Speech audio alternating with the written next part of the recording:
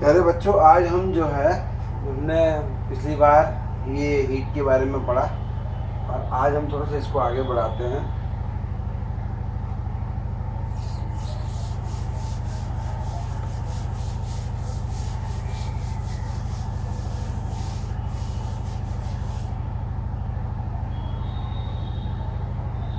जैसे एग्जाम्पल के लिए न्यूमेरिकल सिचुएशन में आपको बता रहा हूँ एक एग्जाम्पल कि एक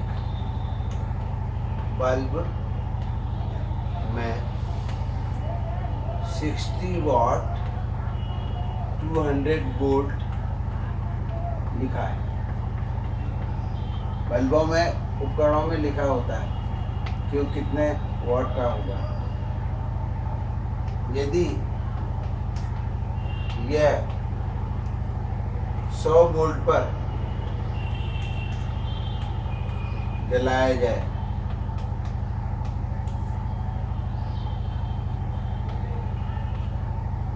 तो खर्च विद्युत शक्ति बताएंगे। विद्युत शक्ति निकालिए।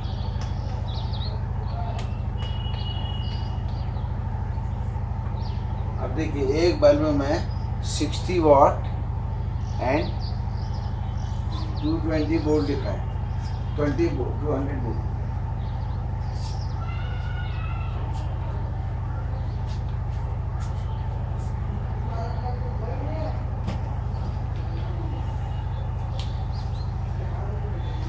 बच्चों, कोई भी बल्ब है उसमें जो लिखा रहता है 60 वाट 200 वोल्ट, इसका माने क्या है? इसका माने है जब 200 वोल्ट पे जलाएंगे तो 100 वाट खर्च करेगा। तो आप ये बस समझिए कि 100 पे जलाएंगे तो 30 वाट खर्च करेगा। This is not the answer, क्योंकि समानुपाती संबंध नहीं है। अब 60 वाट कब खर्च करता है? जब 200 वोल्ट पे जलाया जाता है। यानी कि पावर है 60 वाट और वोल्ट है 200।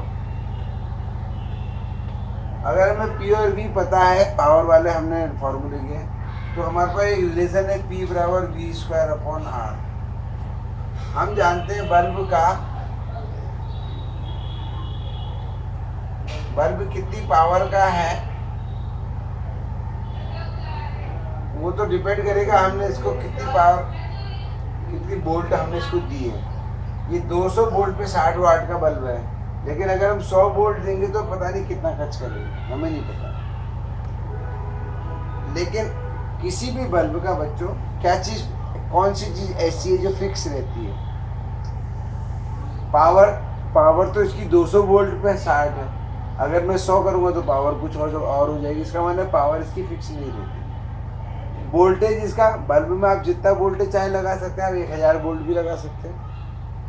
तो ना तो ये फिक्स है ना ये फिक्स है। तो फिर बल्ब की कौन सी चीज़ ऐसी है जो फिक्स है? बल्ब का जो ढांचा है ये फिक्स है। और बल्ब का ढांचे में आप समझते हैं, बल्ब का जो ढांचा होता है अगर वो फिक्स है, बल्ब में जो तार लगा है अंदर, तंतु, फिलामेंट, टंगस्टन का, ये भी फिक्स ही है, क्योंकि इसमें कोई चेंज नहीं होगा। आप पावर कुछ भी बल्ब खर्च कर रहा हो, बल्ब का जो तार है अलावा इसकी लंबाई फिक्स होगी। इसका माने बल्ब का जो प्रतिरोध R है वो कांस्टेंट होगा। तो ऐसा करते हैं, सबसे पहले इस बल्ब के R को ही निकालते हैं। इस वाले सूत्र से R बराबर हो जाएगा V²/P। V है हमारा 200 और P है 60। तो आगे 4000/6 इतना ओम बल्ब का प्रतिरोध है। 4000/6 ओम। अब आप बल्ब में कितना भी वोल्टेज लगाइए, बल्ब का ये प्रतिरोध फिक्स रहेगा। अब हम इस बल्ब को 100 वोल्ट में जलाना चाहते हैं, तो पावर अब इसी सूत्र से 100 वोल्ट पर पावर कितनी खर्च करेगा? 100 वोल्ट पर शक्ति P बराबर V²/R। R बल्ब का ये है, V² बच्चों आपको बताइए 100 × 100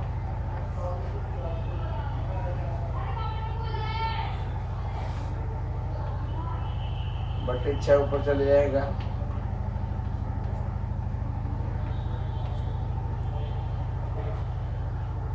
साठ बटे 4। देखिए आप, पावर पहले की 1/4 रह गई।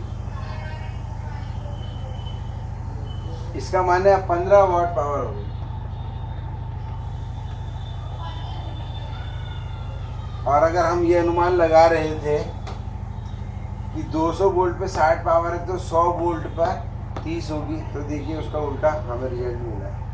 तो इस प्रकार के क्वेश्चन करते समय हमें किस चीज़ को कांस्टेंट लेना है, क्या चीज़ कांस्टेंट रहेगी, तो बल्ब का प्रतिरोध जो है कांस्टेंट होगा। अब एक क्वेश्चन इसमें मैं और बताना चाहूँगा, ये आपने नोट कर लिया होगा समझ के। एक क्वेश्चन और है कि 2 बल्ब है हमारे पास, हमें नहीं पता क्या है।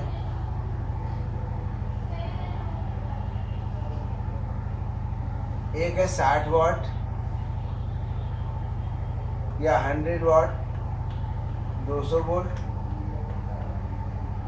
और दूसरा बल्ब है बच्चों यह 50 वाट 200 वोल्ट। दोनों बच्चों दोनों बल्ब जो है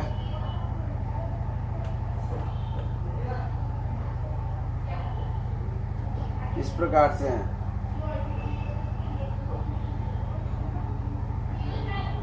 अब हम इनको किसी सप्लाई से, यदि सप्लाई मैंने बैटरी, सप्लाई से श्रेणी या समांतर क्रम में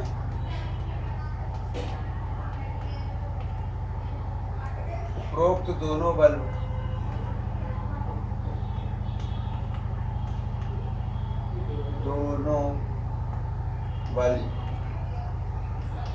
जोड़ें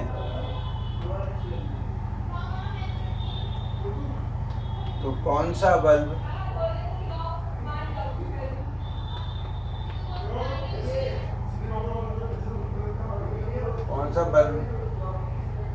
प्रत्येक स्थिति में तेज जलेगा। प्रत्येक स्थिति में कौन सा बल्ब तेज जलेगा। क्वेश्चन समझ लीजिए, यदि सप्लाई से श्रेणी या समांतर क्रम में ये दोनों बल्ब जोड़ दें, पहले दोनों को श्रेणी क्रम में जोड़ते हैं फिर समांतर क्रम में जोड़ते हैं, तो कौन सा बल्ब तेज जलेगा। चलिए ठीक है, पहले हमने श्रेणी से जोड़ दिए दोनों को।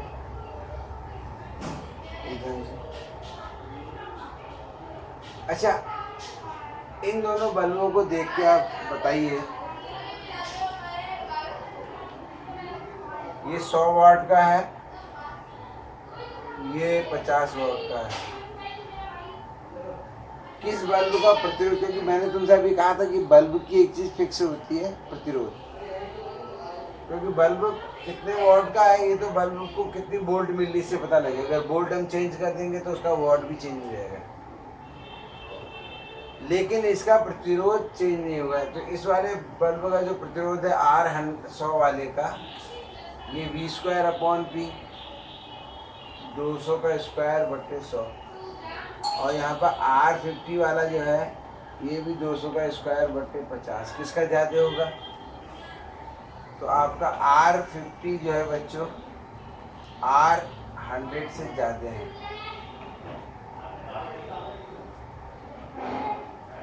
यानी कि इसका प्रतिरोध इससे ज़्यादा है। अब श्रेणी क्रम में क्या होता है बच्चों, श्रेणी क्रम में धारा समान होती है, धारा समान बहेगी। श्रेणी क्रम में दोनों से धारा जब समान बहेगी बच्चों, तो अब ये वाला सूत्र देखो, P = I²R।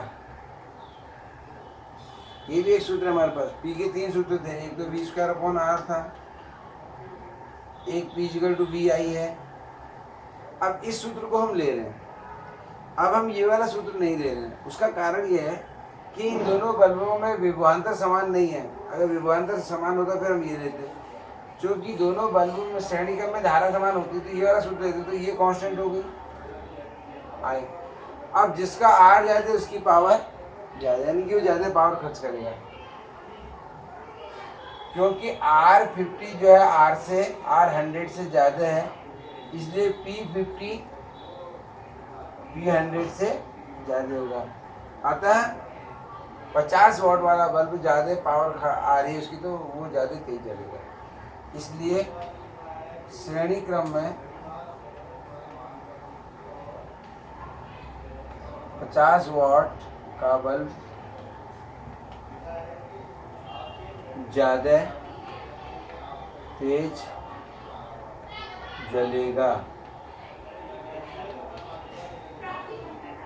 अब इसी प्रकार से जब ये समांतर में जुड़ेंगे तो समांतर में विभवांतर बच्चों दोनों को एक ही मिलता है। समांतर क्रम में ऐसे होगा, ये एक बल्ब है और यहीं पे दूसरा बल्ब भी है, तो दोनों बल्ब समांतर क्रम में जुड़े हैं, तो समांतर क्रम में V एक जैसा रहेगा, तो आप इस वाले का उपयोग करेंगे। और V अगर एक ही है तो P R के व्युत्क्रमानुपाती है, यानी कि जिसका R कम उसका P ज़्यादा है। यहाँ V नियत होगा, नियत रहेगा, अतः P समानुपाती होता है 1/R के। यहाँ पर P समानुपाती है R के, तो R किसका ज़्यादा है? R/100 कम है R/50 से, तो जिसका R कम है उसका P ज़्यादा होगा, यानी कि P100 ज़्यादा होगा P50 से। तो इस प्रकार से बच्चों हमको ये थोड़ा सा बल्ब का, अगर हमें कुछ डाटा दिया है, जैसे हमने 100 वाट 200 वोल्ट ऐसे लिखा है, ये किसी भी मशीन का, ये बल्ब का यानी पंखे का दिया है, वॉशिंग मशीन का दिया है, तो सबसे पहले आप उसका प्रतिरोध निकालें, क्योंकि प्रतिरोध आप फिक्स हैं, और फिर उसके बाद उसको अपने जो है साइंस उसकी समझ के आप अपने क्वेश्चनों का आंसर दे सकते हैं। तो ये जो है हमारा तरीके से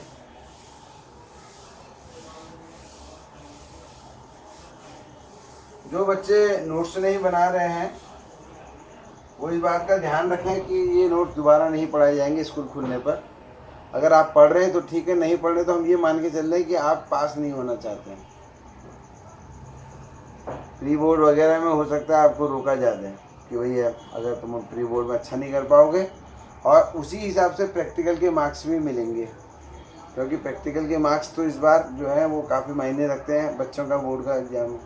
तो जिन बच्चों के नोट्स प्रिपेयर नहीं होंगे उनको थोड़ा सा इस मामले में ध्यान रखना पड़ेगा, क्योंकि जो बच्चा मेहनत ही नहीं करेगा तो निश्चित रूप से वो प्रैक्टिकल में भी कुछ नहीं कर पाएगा, प्रैक्टिकल में इस प्रकार से उसको नंबर नहीं मिल पाएंगे। इसके बाद बच्चों ये तो था हमारा विद्युत संचालन, जो विद्युत चालन है, इसका पहला पार्ट, और इसका एक छोटा सा एक पार्ट और भी है, उसमें हम थोड़ा सा सर्किट को गणितीय रूप में कैसे सर्किट्स को सॉल्व करते हैं। तो आज हम किरचॉफ के रूप में बात करेंगे, किरचॉफ के परिपथ संबंधी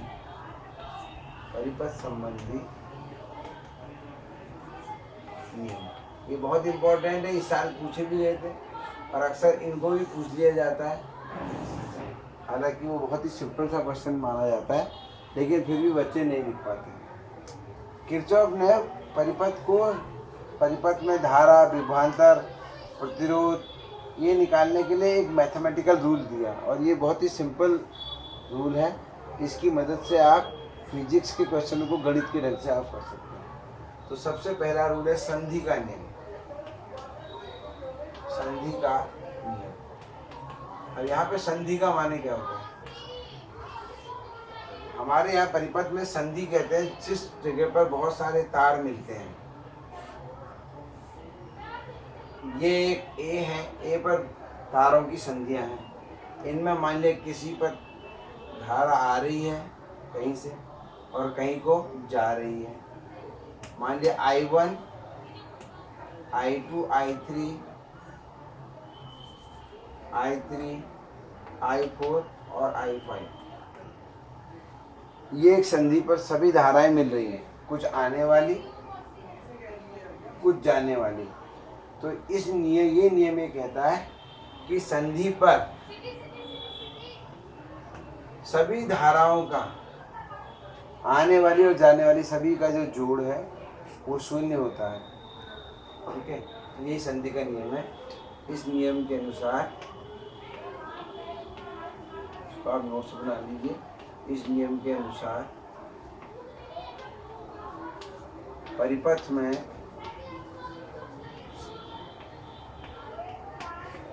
किसी संधि पर किसी भी, अगर परिपथ में बहुत सारी संधियां भी हो सकती है, हर संधि पे लगेगा। इस नियम के अनुसार परिपथ में किसी संधि पर मिलने वाली सभी विद्युत धाराओं का बीजगणितीय योग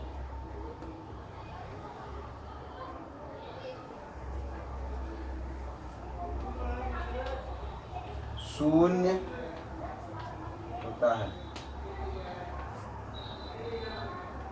अर्थात गणितीय रूप में हम लिख सकते हैं सिग्मा आई बराबर शून्य। और सिग्मा आई माने सभी आइयों का सम, अर्थात I1 प्लस I2, इसमें 5 धाराएं हैं, plus I3 plus I4 plus I5, ये बराबर 0।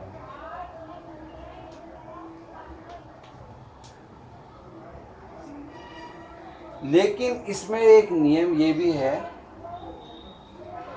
कि अगर आप संधि की ओर जाने वाली धाराओं को धन ले रहे हैं तो संधि से बाहर जाने वाली धाराओं को ऋण लेना पड़ेगा। तो इस आधार पर आपका I4 और ये I5 इनको ऋण धाराएं मानेंगे। तो अब ये जो है क्या हो गया, I1 plus I2 plus I3 बराबर, ये माइनस वाला को इधर ले आते हैं, I4 प्लस I5। तो आने वाली धाराओं का जोड़ बराबर जाने वाली धाराओं का जोड़, इस ढंग से भी हम इसको कह सकते हैं। सिग्मा आई बराबर शून्य का मीनिंग क्या है ये मैंने तुमको बता दिया। सबका जोड़ना है, सबको जोड़ना है, लेकिन जोड़ते समय ध्यान रखना है कि ऐसा नहीं है कि सबको धन ले लें आप। भाई आने ये दोनों संधि की ओर जा रही हैं और ये संधि से निकल रही हैं, तो आपको इनके साथ थोड़ा सा भेद करना पड़ेगा। आने वालों को धन लेना पड़ेगा, जाने वालों को ऋण लेना पड़ेगा। ठीक है, तो इस प्रकार से बच्चों ये पहला नियम है। अच्छा, वास्तव में ये कोई नया नियम नहीं है, ये जो है आवेश संरक्षण का नियम ही है। यानी कि आवेश संरक्षण का नियम क्या कहता है कि आने वाला आवेश बराबर जाने वाला आवेश। यानी कि आवेश नया नहीं आया है, नया गया नहीं है, बल्कि जो आया था वही गया है। तो संधि ने अपने पास कोई आवेश नहीं रखा है, जितना आवेश इसको मिला इसने आवेश आगे को भेज दिया। तो इसको संधि के नियम को आवेश संरक्षण का नियम भी, आवेश संरक्षण का नियम ही है ये, एक प्रकार से आवेश संरक्षण का नियम। अगर ये पूछ लिया जाए कि संधि का नियम का क्या अभिप्राय है, तो हम कहेंगे it is nothing but it is the आवेश संरक्षण का नियम। तो पहला नियम तो ये है, इसका इस्तेमाल हम करेंगे। इसका इस्तेमाल कैसे कर सकते हैं, जैसे मान लीजिए एग्जाम्पल के लिए हमारे को ये सब धाराएं पता है, यहाँ पे क्या धारा बहेगी ये नहीं पता है, तो आपने यहाँ पे x धारा ले ली इधर को जाते हुए, तो x की वैल्यू क्या हो जाएगी, I1 plus I2 plus I3 में से I4 घटा दूंगा, उतनी धारा इधर को जाएगी नहीं। मान लीजिए 1 2 3 धारा है, 1 और 2 और 3 6 एम्पियर हो गई। इधर को 4 गई तो इधर को भी 2 एम्पियर जाएगी, तभी तो इधर भी 6 होगी, जाने वाली भी 6 आने वाली भी 6। इस ढंग से हम इसका इस्तेमाल करते हैं।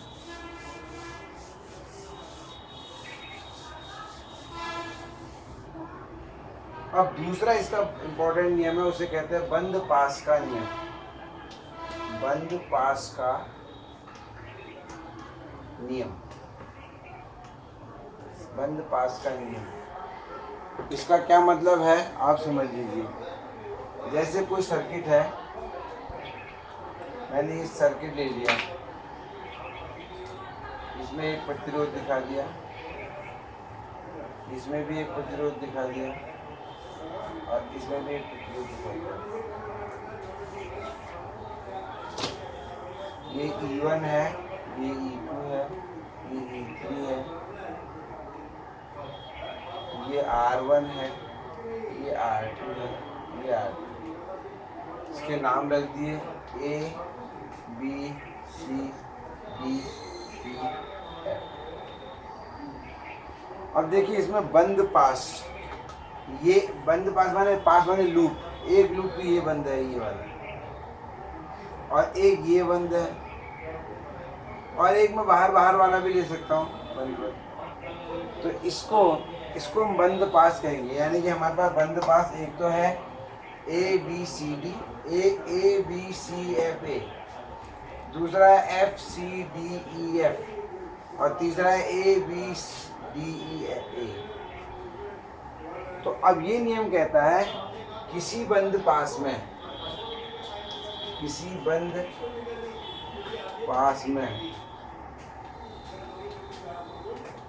क्रम से लेने पर सभी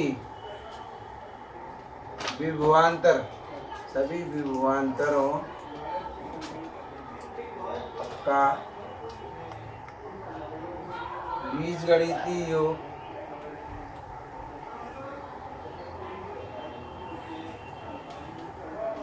शून्य होता है। ये दोनों नियम शून्य वाले हैं। किसी बंद पास में क्रम से लेने पर सभी विभवांतरों का बीजगणितीय योग शून्य होता है। अब देखिए ये जो सेल का विद्युत भाग वाले E1 और E2 E3, ये भी एक प्रकार का विभवांतर ही है। तो आप सारे विभवांतरों को जोड़ेंगे, यानी कि मैथमेटिक्स में बस यही है नियम, सिग्मा V बराबर 0, सारे विभवांतरों का जोड़। अब इसको अप्लाई करना बहुत इम्पोर्टेंट है। लिखने के लिए तो बहुत आसान है कि किसी बंद पास में सभी विभवांतरों का क्रम से लेंगे एक एक करके, तो सभी का जो है बीजगणितीय योग शून्य आता है। अब इसको अप्लाई करते हैं, चलिए इसमें करते हैं। Loop A B C F A, A B C F A, इस लूप में हम इसको अप्लाई करते हैं। अच्छा पहले थोड़ा सा इसमें धारा दिखा देते हैं। हमने धारा मान लिया यहाँ से ली, मान ली इस रास्ते में धारा आई इधर से I1, यहाँ से I1 आई। अब थोड़ा इसका धारा का एक हिसाब बना लेते हैं। यहाँ से I1 आई और यहाँ पर से I2 इधर को चली गई और I1 इधर को चली, I2 इधर को चली गई। यहाँ से जो धारा आई इसमें से I3 इधर को चली गई।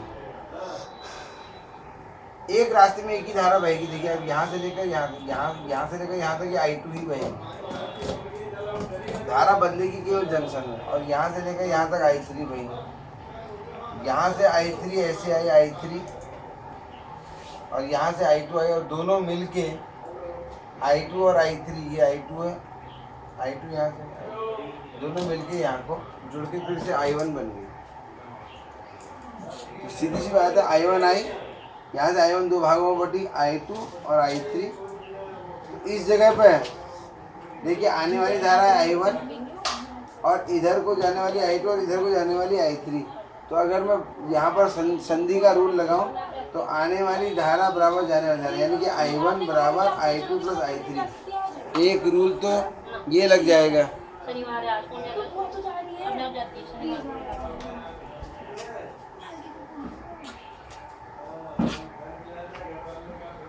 आने वाली धारा ये दो चीज़ों का जोड़ है।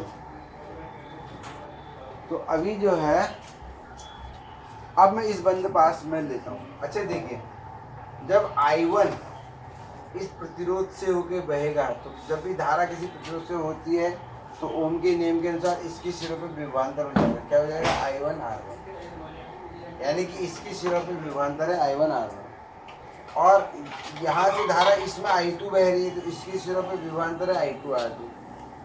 और सेल के सिरों में विभवांतर तो उसका विद्युत वाहक बल ही होता है, क्योंकि विद्युत वाहक बल भी विभवांतर है। और इस सेल के सिरों में विभवांतर है E1, यानी कि E1 I1R1 I2R2 और E2 इन सब का जोड़ क्या होगा?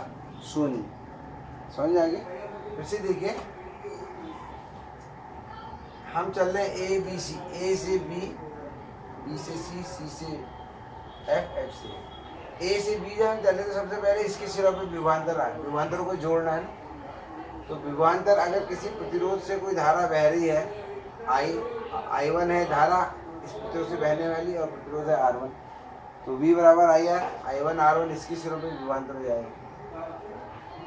और इसकी सिरों पे विभवांतर तो ये E1 ही है, इसका धारा से कोई मतलब नहीं। मैंने तुमसे कहा था ना कि सेल से अगर हम धारा लें या सेल को धारा दें तो सेल के सिरों पर विभवांतर जो है निश्चित रहता है और वो विद्युत वाहक बल के बराबर होता है।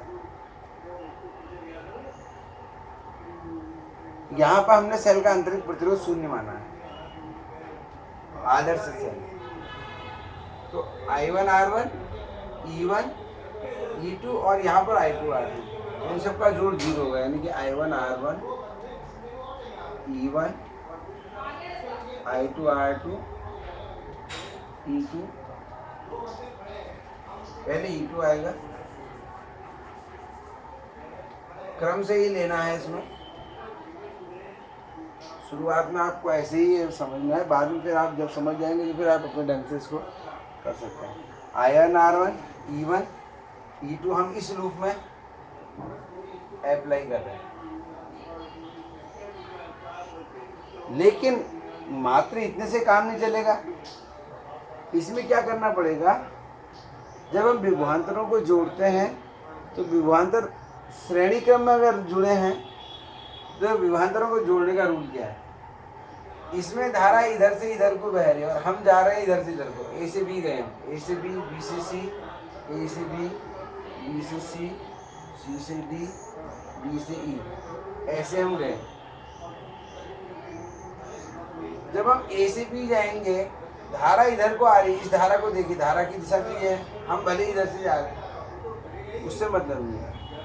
धारा किधर से किधर को बह रही? धारा इस साइड से बह रही, और आप जानते हैं धारा उच्च विभव से निम्न विभव को बह रही। इसका मान है इस वाले प्रतिरोध का ये उच्च विभव है, धन ले लेते हैं इसको, और ये निम्न विभव है। यानी कि जब मैं यहाँ से यहाँ को जा रहा हूँ तो मैं ऋण से धन को जा रहा हूँ। इसका देखो बैटरी का, इसका ये धन है, ये ऋण है। तो जब मैं इधर से इधर को जा रहा हूँ तो इसके धन से ऋण जा रहा हूँ, इसमें ऋण से धन जा रहा हूँ,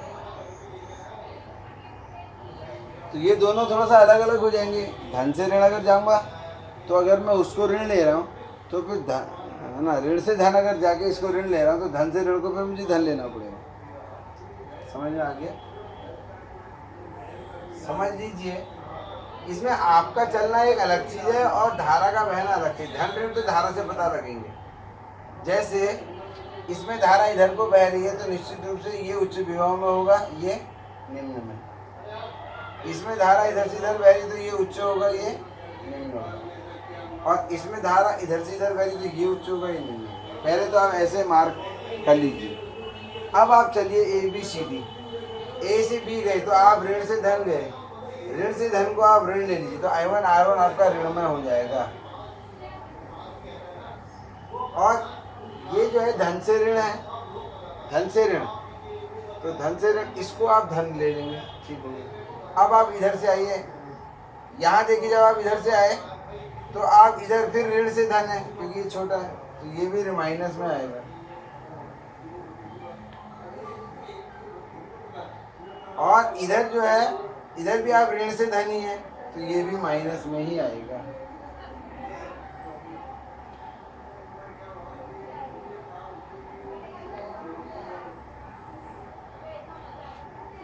अब ये सही इक्वेशन बनी, यानी कि आपको धन और ऋण भी लगाना पड़ेगा। ये नहीं कि आपको I1 R1 E1 E2 और I2 R2 आपने सीधे जोड़ दिया। क्यों? क्योंकि आप जिस क्रम में चल रहे हैं उस क्रम में आप देखिए, जब आप इससे चले तो आप ऋण से धन चले, यहाँ धन से ऋण, तो यहाँ ऋण से धन और यहाँ भी ऋण से धन, तो ऋण से धन को हमने ऋण लिया है, तो ये पहली इक्वेशन इस प्रकार से बन गई। चलिए इस वाले में हम इधर को चलते हैं, देखते हैं इक्वेशन क्या बनी। हर इक्वेशन में आप अपना रूल बदल सकते हैं। जैसे हमने यहाँ ऋण से धन को ऋण लिया, धन से ऋण को धन लिया, मैं यहाँ पर उल्टा भी ले सकता हूँ चाहूँ तो, क्योंकि इस इक्वेशन से दूसरे बंद पास का कोई मतलब नहीं। तो और ऋण और धन आप क्या लेते हैं, इससे उत्तर में भी कोई फर्क नहीं पड़ेगा। अब मैं इस बंद पास में लेता हूँ CFED, बंद पास CFED में। अच्छा, हम इधर से इधर आए तो ये लो से हाई है, लो से हाई को हमने ऋण ले लिया, चलो ऋण E2 धन। फिर यहाँ भी देखिए हम ऋण से धन ही जा रहे हैं, इधर से इधर को आ रहे हैं, तो I2 R2 भी माइनस का ही लूँगा, माइनस I2 R2 प्लस। फिर मैं इधर लेकिन यहाँ जब मैं आऊँगा यहाँ तो ये भी माइनस था, यहाँ प्लस हो गया। देखिए हाई से लो, I3 plus plus I3 R3, और यहाँ भी हाई से लो है, प्लस E3 बराबर 0। तो ये भी एक समीकरण बन गई। ये जब एक बार समीकरण बन जाती है तो फिर जैसे आपको याद होगा, आपने वो पढ़ी होंगी ऐसी समीकरण हल की, 3x + 4y बराबर इतना है। फिर दूसरी समीकरण है 5x - 3y = इतना है, तो x और y का मान बताओ। तो इस ढंग से आप, अगर आपको ये R1 और E1 पता है तो आप I1 I2 I3 का मान इन समीकरणों की मदद से निकाल सकते हैं। ये थे आपके किरचॉफ के नियम। आप किरचॉफ के नियम अगर आप मेरे से समझेंगे तो मैं ऐसे समझाऊंगा, लेकिन बुक में थोड़ा सा भिन्न प्रकार से दिया है। अगर आप इसको भली भांति समझ लेते हैं तो आपको ज़्यादा कॉन्फिडेंस आएगा। अगर आप किताब को देख के समझेंगे तो फिर आपको किताब के अनुसार चलना पड़ेगा, तो आप इसी अनुसार चलिए। फिर आगे अगला वीडियो में मिलते हैं।